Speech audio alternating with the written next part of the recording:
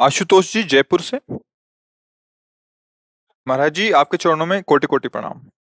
महाराज जी, मन में द्वंद्व रहता है, अज्ञानतावश व विकारवश मन स्थिर नहीं रहता। 15-20 दिन नाम जप में लगता है, फिर विक्षेप आ जाता है। मैं पिछले 4 महीने से यूट्यूब के माध्यम से आपको सुन रहा हूँ, मन को शांति मिलती है। मैं पूर्ण रूप से नाम जप में लीन होना चाहता हूँ, अतः मेरा मार्गदर्शन करें।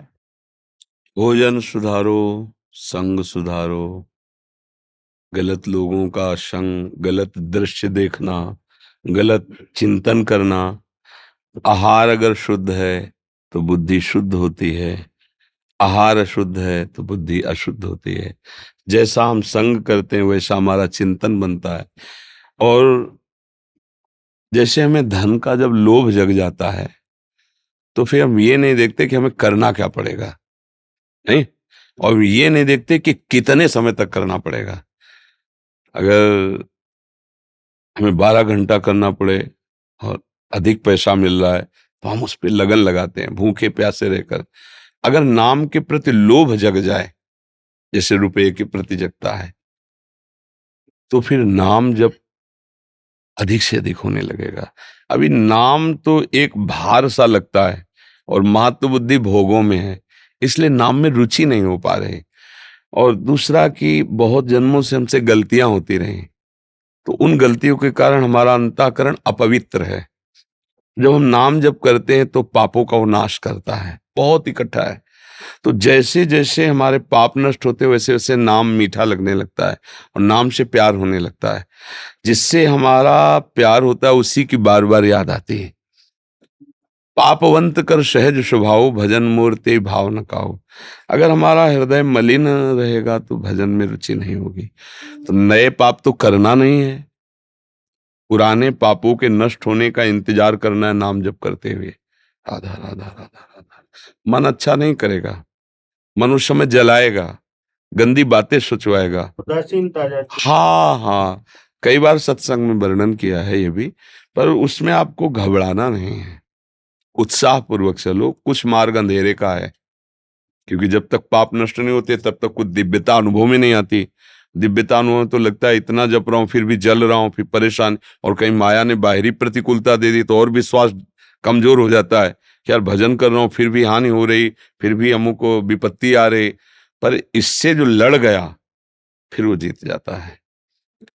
हारिए मत, नाम जप और बढ़ाइए, भोजन शुद्ध पाइए, गंदे दृश्य, गंदे क्रियाएं, गंदे लोगों का संग अगर आप त्याग देंगे तो धीरे धीरे नाम आपको बलवान बना देगा।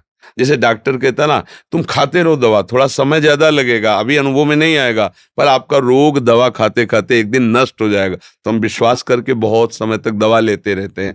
ऐसे ही नाम पर विश्वास करो, धैर्यपूर्वक चलो, परहेज रखते रहो जो भी बताया, तो आप देखोगे धीरे धीरे धीरे नाम भगवान कृपा कर देते हैं।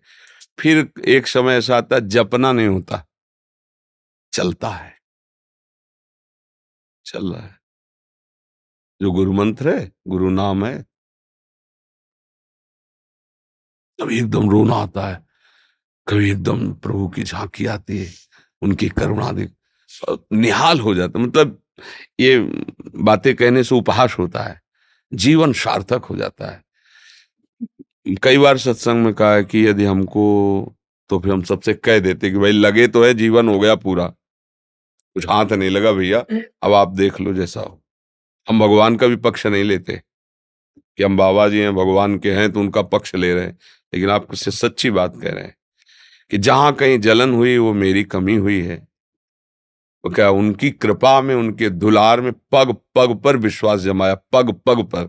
बड़ी मंजिल है, घबराओ मत, खूब अच्छे से नाम जप करो, अच्छे से रहो। और कुछ जब सब बिगड़ा नजर आवे तो भगवान की कृपा की तरफ देखो कि हरि आपका नाम पतित पावन है। क्या मुझ जैसे पतितों पर आपकी कृपा नहीं होगी?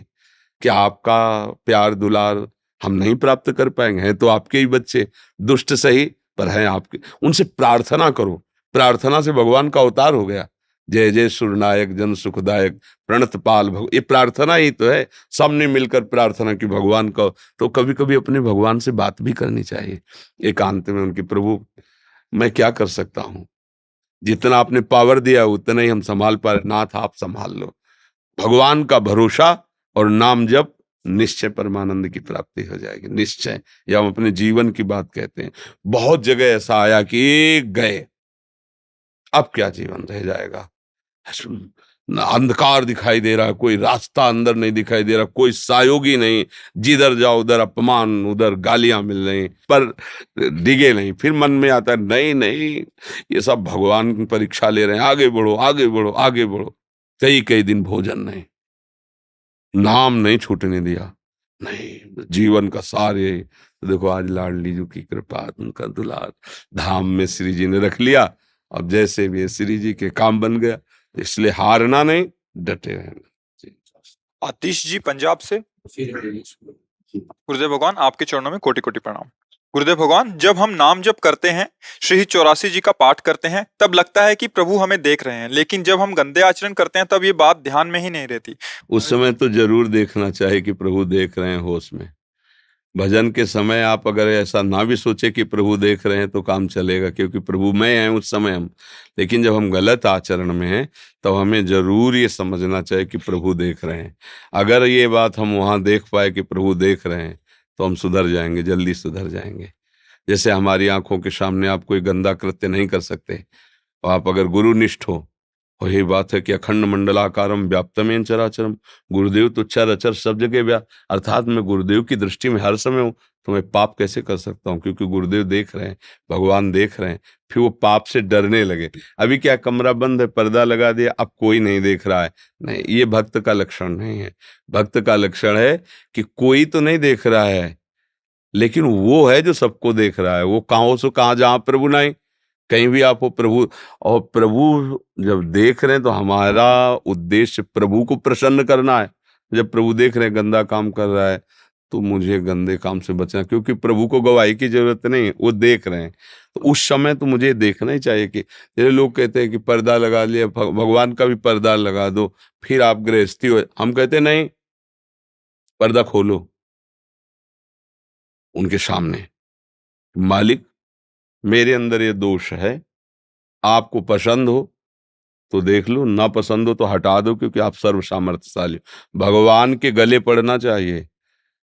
अगर उनको ऐसे पर्दे में रखोगे ना तो माया तुम्हारे आगे पर्दा डालती रहेगी, परेशान हो। बेपरद रहो, एक जगह बेपरद रहो, गुरु से भगवान से बेपरद रहो। कामी हूं, नीच हूं, पर आपका हूं प्यारे। अब आपको पसंद नहीं है और हम रोक पा नहीं रहे, तो आप रोक दो मालिक, ठीक हो जाएगा। हम क्या करते, छुपाव करते, तुमने गलत की, नहीं नहीं बिल्कुल नहीं, आप किसी की कसम खा। अरे उस गंदे आदमी को क्यों अंदर बैठा ले हुए हो, काम को, क्रोध को, उसको छुपा रहे हो जो तुम्हारा नाश कर रहा है। चौड़े पे लाओ उसको, हाँ है, यहाँ है, छाती में है, हमारे हमारे को परेशान करता है, आप दूर करो। नहीं दूर करोगे तो हमारी दुर्गति कर रहा है, त्राहिमाम रक्षा कर। यह है भक्तों की बात। हम लोग बहुत कपट का खेल खेल लेते हैं, सामने कुछ और है, हृदय में कुछ और चलता है। नहीं, हृदय बिहारी से तो मत रखो पर्दा, नहीं तो पर्दा लगा ही रहेगा माया का। प्रभु के सामने खुल के आओ कि आप देख लो, आप सर्वसमर्थ हो। हम प्रयास करते हैं पर हार जाते हैं, आप हमारा सहयोग करो प्रभु निकलने का। सच्ची मानो, उन्हीं की कृपा से काम क्रोध आदि से निकला जा सकता है, अपने में सामर्थ्य नहीं। अपने अतरे दिन कसम खाते हैं और अतरे दिन वही फिर करते नहीं।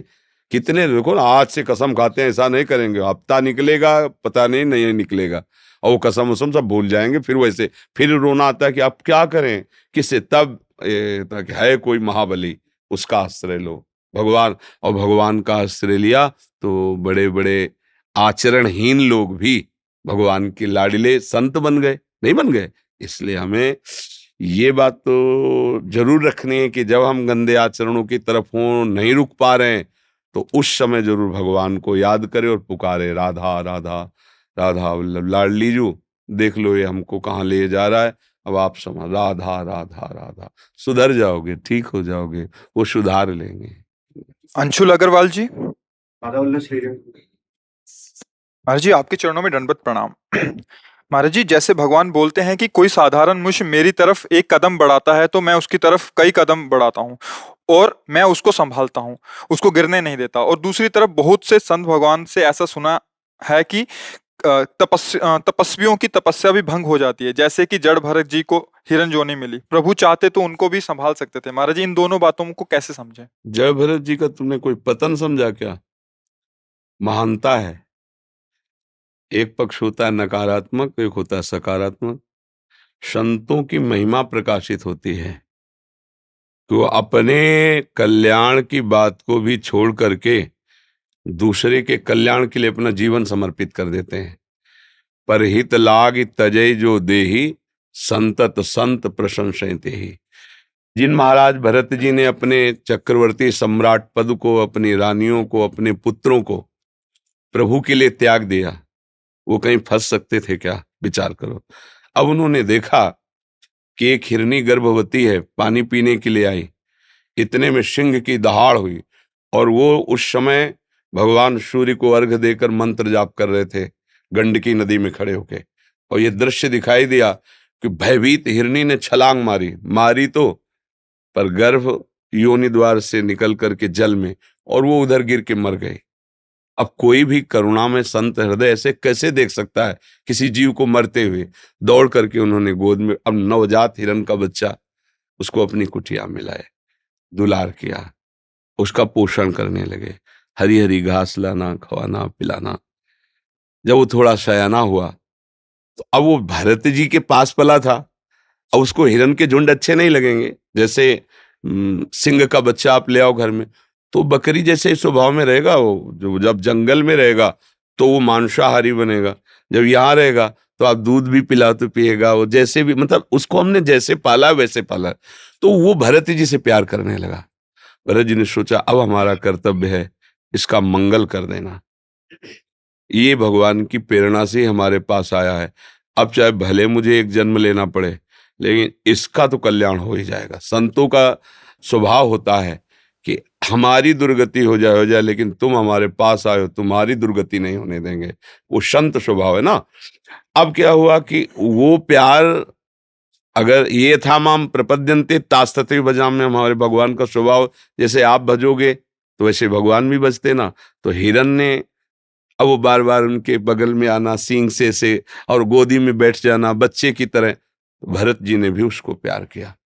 अब अंतिम समय भरत जी का चिंतन हिरन पे पहुंचा कि अब मेरा तो शरीर छूट रहा है, इसका क्या होगा। अब उनका हिरन का शरीर मिला तो क्या हुआ, गंडकी नदी में खड़े होकर के वही मंत्र, वही भजन, और अगला जन्म ब्रह्मबोध संपन्न महापुरुष, जीवन मुक्त महापुरुष, कोई साधना नहीं करनी पड़ी। और उस जीवन मुक्त महापुरुष में भी वही हिरन रहुगण राजा बना और उसी को पालकी में बैठाल के उपदेश किए और उसको परब्रह्म की प्राप्ति कराई। आप 3 जन्म लिए, लेकिन उसको दूसरे जन्म में ही भगवत तत्व में स्थित कर दिया, भगवत प्राप्ति करा दी। दुर्गति कहाँ हुई बच्चा? अगर हिरन जन्म में वो हिरनी के संग में बच्चे पैदा करते हो, भूल जाते भगवान को, तो मानते कि चूक हो गई। हिरन जन्म में भी गंडकी नदी में खड़े होकर भागवत में पढ़ लेना और निरंतर भजन करके ब्रह्मबोध संपन्न महापुरुष के रूप में जड़ भरत जी के रूप में अवतरित हुए। जड़ भरत रूप में कोई साधना थोड़ी, वो तो सिद्ध पुरुष थे। तो पतन तब माना जाता है जब स्वसुख वांछा से विषयों में आसक्ति हो जाए। अगर वहीं अपने भोग के लिए वो आसक्त हो जाते, तब माना जाता है कि पतन हो गया। पतन नहीं हुआ। दूसरे के कल्याण के लिए संत का स्वभाव यही होता है, उसका मंगल हो, भले मेरा मंगल हो जाए, उसका मंगल। अगर अपने मंगल की बात तो खास बात नहीं है। संतों के स्वभाव का जो तुलना की गई ना, नदी से, वृक्ष से और भूमि आदि से, ये सबका मंगल करने के लिए, इनको कोई अपनी तरफ से चाह नहीं है, ऐसे संतों को कहा गया है। इनका मंगलमय स्वरूप, इसमें कितना दुलार नजर आ रहा है। एक मृग योनि के प्राप्त जीव को भगवत प्राप्त बना दिया, और आपको 3 जन्म लगे तो क्या फर्क हुआ? भरत जन्म, मृग जन्म और जड़ भरत जन्म। तीसरे में महान परम पद में आरूढ़ जीवन मुक्त महापुरुष हुए। मुझे तो बच्चा नहीं लगता कि इसमें कुछ गलत हुआ है।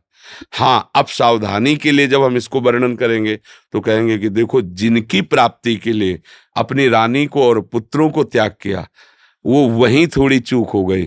थोड़ा हिरन का बच्चा सयाना होता, भगवान के सारे छोड़ देते। जैसे पूरे हिरन है, विश्व में बहुत से हिरन है, भगवान सबको पालन पोषण। ऐसे अब हमारा उद्देश्य जैसे परिवार को छोड़ दिया भगवान के लिए, ऐसे उसका छोड़ के तब हम उसको सावधानी के रूप में वर्णन करते हैं। अगर हम मंडन के रूप में वर्णन करें तो बड़ी ही कृपा की उन्होंने, एक जीव पर कल्याण की दृष्टि डाली, तो मुझे चाहे विलंब हो जाए इसको भगवत प्राप्ति करा के। ये तो संतों का स्वभाव होता है। समझ में आया ना जी। कुलदीप जी, राधा वल्लभ जी गुरुदेव आपके चरणों में कोटि कोटि नमन। गुरुदेव, तामसिक प्रवृत्ति के लोगों में हरि भाव को कैसे देखें? उनके संग से क्रोध बढ़ता है, कृपया मार्गदर्शन करें। हाँ, चूंकि वो तामसिक है इसलिए आपका तमोगुण बढ़ेगा। पर आपको चाहिए कि जैसे आपका कोई प्यारा हो और वो काला कपड़ा पहन के आवे या वो लाल पहन ले, वह सफेद पहन ले, तो क्या कपड़ा पहनने से आपका वो प्यारा नहीं होगा क्या? पता होगा कि नहीं होगा? तो तामसिक काला कपड़ा है, उसके हर आचरण काले होंगे। वो तमोगुण से है, वो हिंसात्मक, प्रमात्मक, आलस्य, निंदा, ये सब उसके अंदर होगा। पर है कौन? प्रभु ही तो ना। बिजली तो सबके अंदर प्रभु। क्या हीटर में आप बिजली को नहीं मानेंगे क्या जो एसी में है? कितना सुंदर शीतल वायुमंडल कर रही, और हीटर आग पैदा करता है।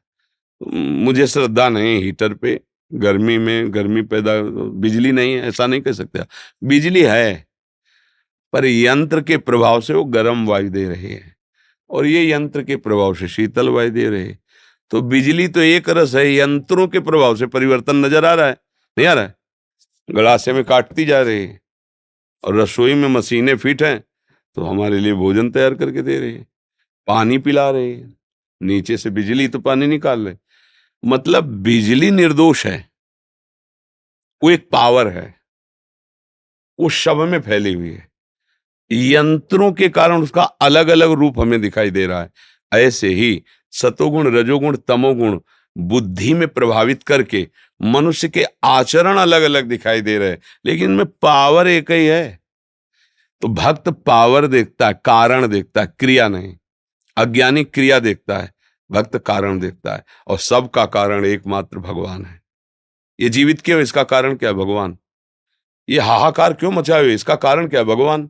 नहीं तो एक सेकंड में दिल की धड़कन रुक गई, चाहे जितना बहादुर फैल के गिर जाएगा, नहीं गिर जाएगा। उसका कारण क्या है? भगवान। तो भगवान बुरा करवा रहे हैं क्या? उसके स्वरूप में, स्वभाव में बुराई बैठ गई है। अब पावर भगवान का, वो बुराई की तरफ प्रयोग कर रहा है, कोई अच्छाई की तरफ प्रयोग कर रहा है, कोई बीच में बुराई अच्छाई दोनों लेके प्रयोग कर रहा है। वो पावर है, पावर निर्विकार है। अब उसको कहाँ लगाते हो, ये खास बात है। वही पावर भगवान है, वही ईश्वर हैं। अब ये समझने लगोगे तो बुराइयां हटने लगेंगी, अपनी बुराइयां हट जाएंगी, दूसरे की बुराई का महत्व तो नहीं रह जाएगा कि बेचारा क्या करे। गुणों से भी, अब जैसे शराबी है, वो गाली बक रहा है आपके सामने, तो आप क्या करोगे? मारोगे थोड़ी? अगर बुद्धिमान हो तो उसको संभालोगे। हाँ भैया ठीक है, तू बैठ जा, पहले बैठ जा। बैठने के साथ मुंह भरा गिर रहा हो, तुम पकड़ के उसे बैठा लो। कोई कहेगा तुम्हें गाली दे रहा है, तुम्हें अपमानित, तुम कहो यार पागल हो, देखो नशे में है ना। जब एक शराब के नशे में ये हालत हो जाती है तो ये तो गुण है, तमोगुण, रजोगुण बड़े बड़ों को हिला के रख दे। तो जब तमोगुण चढ़ेगा ना, तो तुमको वही देखना चाहिए कि जैसे नशे में नशा चढ़ गया नशेबाज में, ऐसे इसमें तमोगुण आ गया। अब ये दया का पात्र है, वो गाली देगा, वो मारने की बात वो ऐसे ही करेगा। देखना आप, जिसको तमोगुण चढ़ाओ तो देखना ज्ञानी लोग आनंदित होते हैं। बेचारा खिलौना है, वे सब तमोगुण जैसा है, वो गाली देगा, मार दूंगा, विनाश कर दूंगा, वंश विनाश कर, वो केवल पागल की तरह बोल रहा है, तमोगुण चढ़ा हुआ है। तो भैया अगर विवेक हो जाए तो हमें सब जगह पता चले कि जितनी भी बिजली है वो मेरी प्रभु की है, दूसरे की नहीं। हम बिजली को कहीं दोष नहीं देते, क्योंकि बिजली तो प्रकाश भी दे रही है। देखो यहां बिजली गई तो लाइट दे रही, इसमें लाइट नहीं निकल रही, इसमें ठंडी हवा निकल रही। अब अज्ञानी हो तो कहते कि ऐसा कैसे हो सकता है कि एक ही बिजली है? पर वास्तविक बात एक ही बिजली है ना। गड़ासा चल रहा है, मोटर चल रही, बड़ी बड़ी फैक्ट्रियां बन रहे हैं, सामान है उसमें, बिजली तो है ना भैया। ऐसे ही एक श्री कृष्ण बिजली से अनंत यंत्र ये चल रहे हैं, सब यंत्र हैं, चल रहे हैं। कोई अच्छा है, कोई बुरा है, कोई भला है, कोई सब चीज। जहर भी तो बन रहा है ना, उसी बिजली से ही तो बन रहा है। सांप के अंदर देखो ना, उसके काट ले तो 30 मिनट में मर जाओगे। ऐसे ऐसे जहर हैं। अमृत भी उसी से बना हुआ है, साधु भी उसी से संचालित हैं, आतंक भी उसी से संचालित है। जो हमारे दिमाग में, आतंक का मतलब क्या होता है? दिमाग में माता पिता की कहा न मानकर उनको दुख देना, लोगों को सताना, लोगों को दुख देना। आतंक कोई किसी व्यक्ति का नाम थोड़ी, आतंक स्वभाव में होता है, आसुरी स्वभाव होता है। और आसुरी स्वभाव हो गया तो हम उसको कहने लगते हैं ये तो राक्षस है, ये तो देवता है, और ये तो साक्षात भगवान है। क्यों कहने लगे? वो उसके आचरणों को देख करके कह रहे, क्या सब में वही एक बिजली है, और जो ये जान गया वो जीवन मुक्त हो गया। सब में उसी का रूप समाया, कौन है अपना कौन पराया। गोरे उसके, काले उसके, पूर्व पश्चिम वाले उसके, सब एक तत्व बैठा हुआ है। चाहे वेद से कहो, चाहे ऐसे वाक्यों से कहो, सर्वम खलमिदम ब्रह्म, एक भगवान है। समझ में आ रहा है कि नहीं आ रहा है? और सही माने में समझ में जब आएगा जब थोड़ा बजल करके ऊंचाई में आओ अध्यात्म की। अब ये अध्यात्म की बातें इनको लौकिक भाषा में थोड़ी समझाया जा सकता है जी।